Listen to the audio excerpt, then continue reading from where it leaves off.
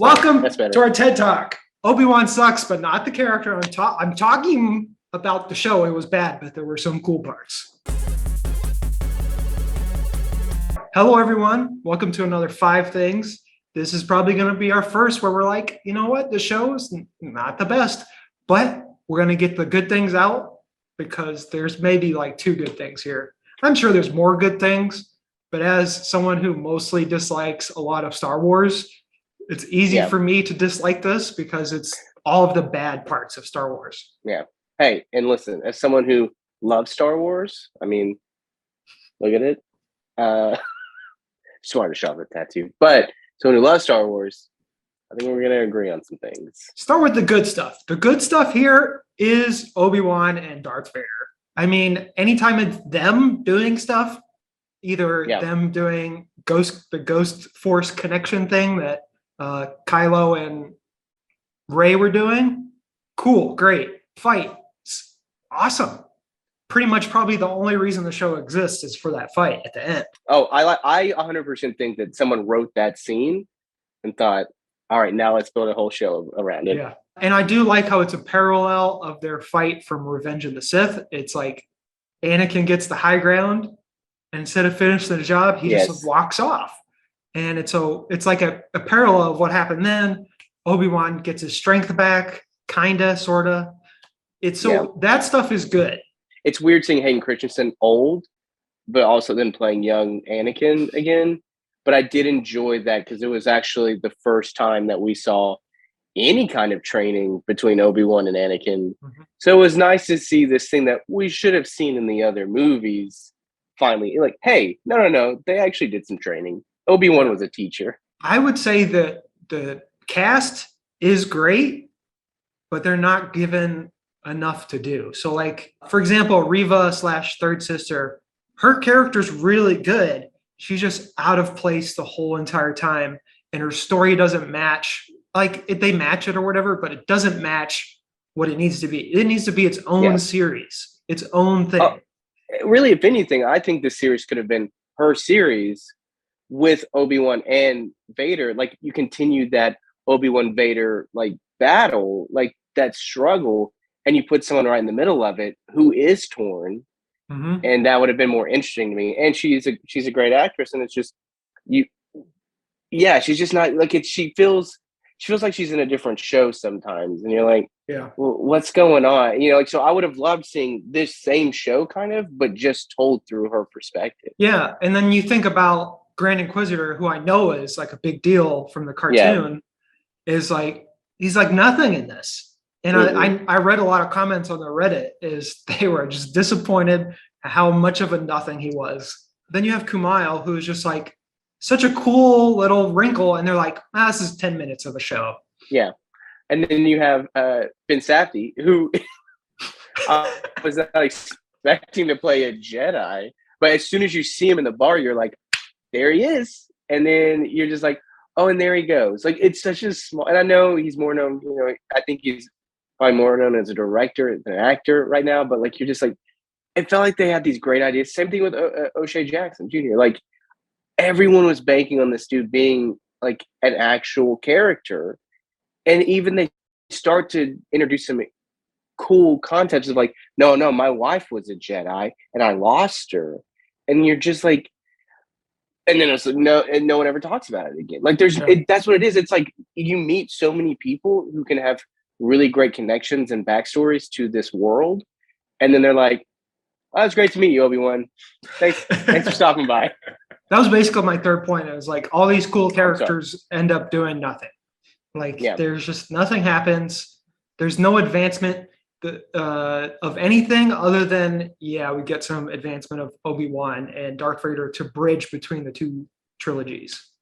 Yeah. And I think, and with the not having much to do, is that's the problem you have when a majority of your main characters, Obi-Wan, Darth Vader, Leia, Luke, even the Larses, you know, even though they don't play as big of a role as we thought they were, we all know where they end up. We all know that they're going to be okay.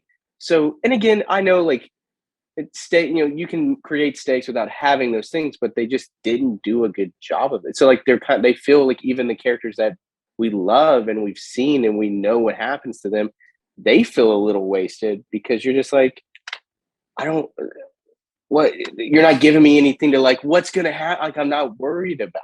Yeah, there's just not, they don't have, it's like everything, like we said, everything was building up to that like last Obi-Wan Vader fight, and then Obi-Wan saying, hello there. Like it's like those were the two things they had on the paper. And they're like, Yep. all right, now, okay, how do we get there? Most of it felt like trying to cover up plot holes from the first movie when I thought we were past that.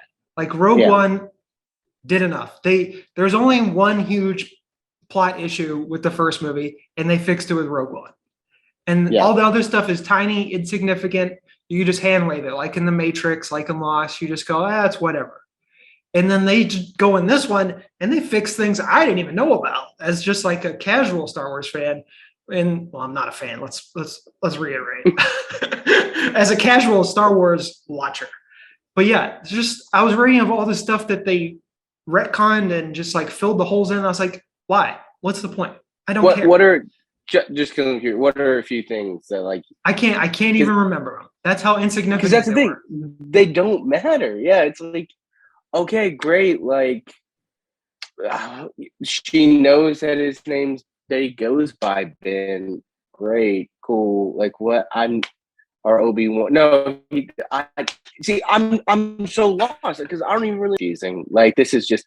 Yeah, you were so lost that your connection blew out. This is a Star Wars problem in general, actually, but just like the things that we are aware of, I'm like, I don't know what Obi-Wan did in those like 10, 15 years. Sorry, 18 years. Like it could have been anything. So why was it tied to Luke and Leia? Like it just makes it feel like, I don't know. It just like everything is just too connected.